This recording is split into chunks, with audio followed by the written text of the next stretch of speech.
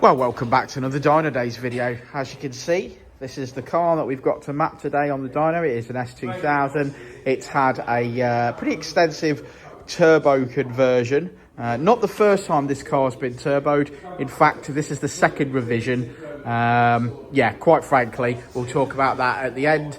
But yes, another one on the dyno today. We're mapping it on a standalone ECU. Let's get cracking. Are you ready for some noise and some flames? I certainly am. Here we go.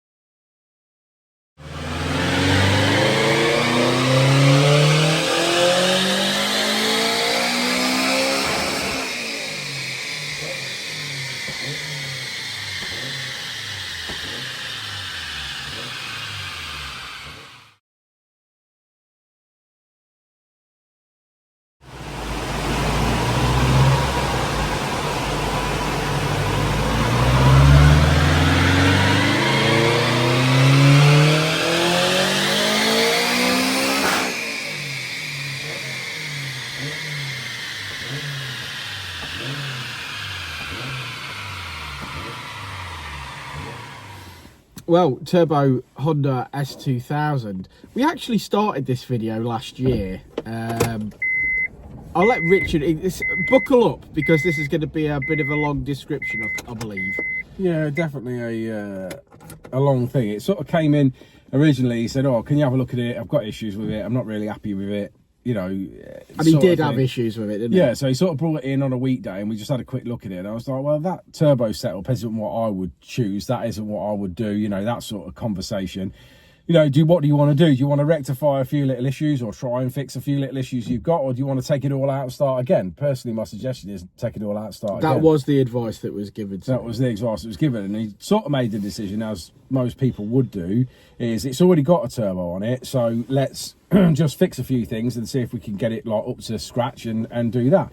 So we sort of went down that route. We remade a downpipe because it got a tiny downpipe on it, stepped to 2 1/4 and then to a 3-inch exhaust. Basically what happened was we fixed the spec that we could within the budget allowed to make what we thought was already on the car actually tunable. Yeah. So we sort of fixed problems that we could see. Yeah, so like the problems. intercooler pipe work was all no good, weren't it? And it was all a mackled mess. So we changed that. We redid the downpipe, made it a 3-inch downpipe, like 2 1/2 to 3-inch downpipe, because it was all like 2 1/4 and it was stepping to the 3-inch exhaust. It was all a mess. So I said, it was some parts of the original downpipe and it just generally wasn't executed very nicely. So well, let's at least just get those problem areas fixed and then we'll try it. So we sort of went down that route, didn't we? Yeah, so we did fix those problems and we got it to a spec where, okay, that should go on the dyno now and that should be tunable. And it was at that point that we realised there was more to the story than we were originally led to believe. There was when we spoke to the people involved, weren't it? Because the guy didn't seem to know a lot about it himself. Yeah, the customer, to be fair, handed his car and a load of money over to somebody and they built it. Then the car went over to be tuned. And here's where it got complicated, because the people that were tuning it didn't have, I'm going to say, the confidence to say, I'm not tuning that, that's not right. Yeah, something's not right. Well, we didn't find out what was wrong until we started tuning it. Obviously, because we hadn't tuned the vehicle at that point, had we? So the ECU being password protected meant that we needed to speak to the previous tuner. Yeah. The previous tuner was gracious enough to unlock the ECU and begin a conversation with us and start talking about it. But we soon discovered that guy, like I said, didn't have the confidence to say, no, I'm not tuning that. And what in fact he did was disable the VTEC so that the car would actually be able to leave. Well, he basically sort of mapped around a hardware issue. The reason it had a hardware issue, it had like a T28 size turbo on it, which is way, way, way too small, which he instantly says to us, the turbo's too small, you can't have any boost control. As soon as it comes onto VTEC, it just boosts its head off.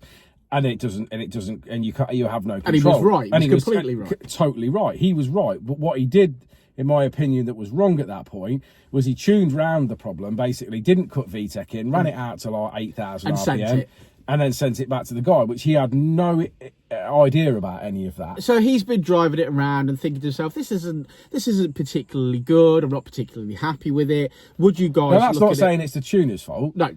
The tuner only tuned with what he got, but what he probably should have done is said to the customer, hey, this is not right. So that's exactly what we did. This is not right. We're not happy with it. At that point, when we realised that VTEC wasn't engaging, that it had been disabled on purpose, that we started to try and tune around that issue, we completely agreed. Yeah, completely agreed. Everything that he said to us prior was the case. It was definitely, as soon as it come onto VTEC, the airflow of the engine was way too much. The turbo could not get rid of enough air through the penny washer in the internal wastegate, therefore it overboosted, you had no boost control, and obviously ultimately danger of blowing the engine, which is sort of obviously where we finished. So obviously we stopped at that. We said, no, this needs a completely different setup. It needs like a sidewinder type manifold.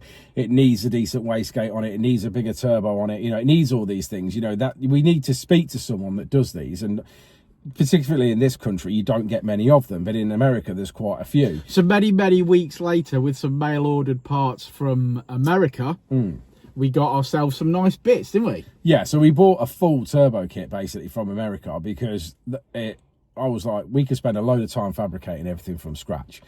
And the difficulty there lies, obviously, that you could easily make a mistake or something doesn't fit or whatever. So we said, we'll go with it. Now, bearing in mind, obviously, the Americans, they're sort of left-hand drive. So some things have worked for us and some things haven't in this particular instance.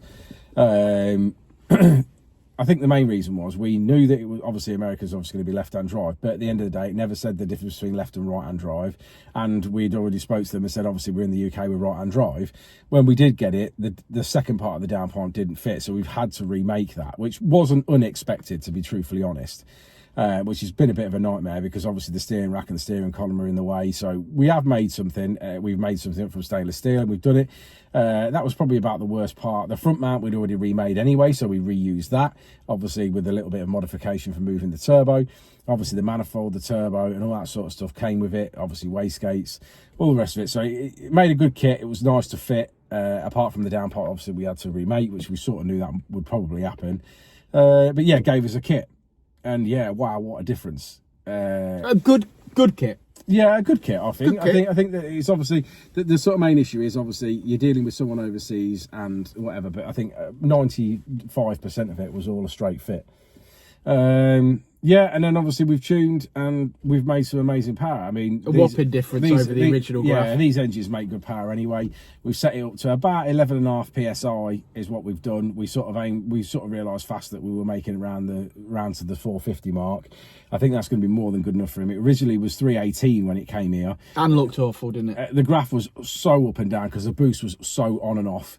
And obviously it would make more low end power, which it has, because obviously originally it made more low end power because it's a smaller turbo, but then obviously once it came on boost there was no boost control and it was just waving all over the place, whereas obviously now we've got full boost control because everything's spec'd and done correctly, and we're sort of like, well, anything from sort of 5,000 onwards we absolutely dominate over the original turbo and the original code setup. Word for the video, dominate.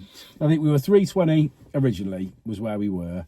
We managed to get a pull with exactly as the car was set up as it came in. Yeah. And then obviously we've done our final pull today, which was finished on 450 at about 11.5 psi. Screamer, love it. Sounds immense. Yeah, I don't think by any point he's going to be disappointed with that. I think he just take it away and enjoy it and drive it. I'd probably suggest that he's very cautious, given the fact that it's a lot of power at the top end. In an S2000. Yeah, in an S2000. So...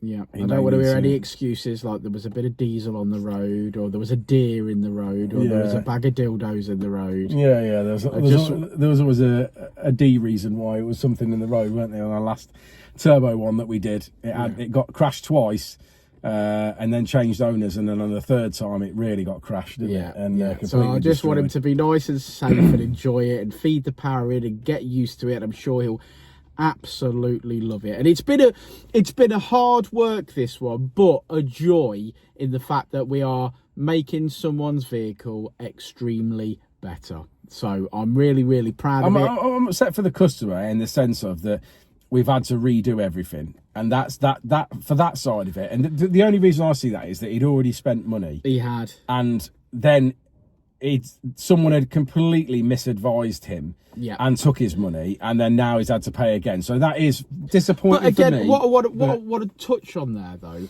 is that the fact what you've got going on there is you've got Garage A building the car, speccing the car, Garage B trying to tune the car after Garage A have specced it incorrectly, and then Garage C, us, that have the ability to spec, build and map all in the same place. That's how you get a result. So there's companies out there that can do this, but what I'm saying is if you sling your car at one group of people and they're going to spec it correctly from the beginning, like when we're mapping anything, FN2s, EP3s, we talk to people about spec all the time.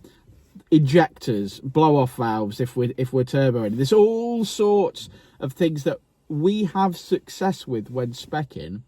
So we like to spec things correctly. It makes the job a lot more straightforward, and we get repeated success, consistent results and success, because we are involved at the beginning, whether that's the start of a conversation on Facebook, Instagram, you're picking up the phone, you're dropping an email. Before we get to the point where it's time to go on the dyno and start tuning, because we've been involved, we feel like there's a lot more success to be had. Definitely. I think that as soon as we saw this car originally, we said, this wants, like, everything wants taken off and we need to start again. Yeah. And that was the conversation we had, wasn't it? And I think what we sort of almost did, was I felt really sorry for him, and then said, all right, well, we'll try and make good with what we've got, even though knowing sort of deep down that wasn't going to work. But then obviously became really apparent then when we spoke to the previous tuner. When we managed to unlock the ECU. When we managed to unlock the ECU and speak to the previous tuner, then it became really obvious that they'd mapped around issues and problems and it never was going to work. Yeah. So that's when we knew. When we unlocked the ECU and had that conversation about why VTEC wasn't engaged, we understood that's been the problem all along. Yeah. That's it. That's sort of where we are. Which was the spec. But the point is though, had we have had that information initially, then we may have skipped a step. We may have done things differently. May have done differently and skipped a step. But that's the trouble when you've not built the car and you don't know anything about it. You've just been bought it saying, I'm not happy with this. How do we fix it? So then, unfortunately, you have to go through a process of elimination, don't you? Until you get to the bottom of it. Absolutely. Yeah, it's been here since just before Christmas, as we were waiting for parts. But I think he's going to leave. He's going to ride off into the sunset. He's going to absolutely love it. So respect to the owner. I'm sure he's going to have a lot of fun. I'm sure we're going to see him at some car shows this year. I'm sure he will. Let's have a look at that graph. Let's look at the graph.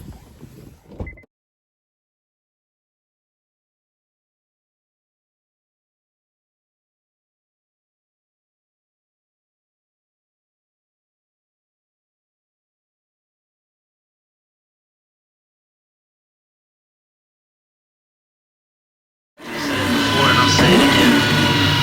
Life moves pretty fast.